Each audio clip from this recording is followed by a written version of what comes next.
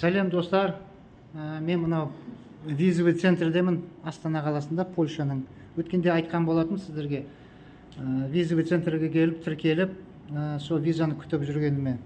Мына бүгін Құдай қаласа, өздеріңіз көріп тұрғандай, визамды алдым. Құдай қаласа енді Польшаға аттанайын деп жатырмын. Өзім мамандығым бойынша, ол жұмысты тауып берген Дания ханым, как раз ол кісі де қасымда тұр. Мына Сәлем. Польшадан арнайы маған по электричеству жұмыс тауып берді. Сол фирманы өзім реттеп, қарап, дұрыстап, интернет арқылы бәрін көргеннен кейін, бүгін Құдай қаласа енді мынау визамды алып отырмын. Даня, сізге рахмет өте. Құдай қаласа барғасын тағы да видео түсіріп жіберетін боламын. Бүкіл мынау өзімнің жанашитын достарым бар, әріптестерім бар. Қызылордаға сіз танымал дейсіз, сол үшін Қызылорданың бәрі көрсін, білсін, бар екен.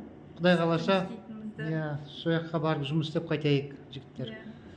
Все, удачи. Аллах берекесін берсін. Аумин. Рахмет сізге.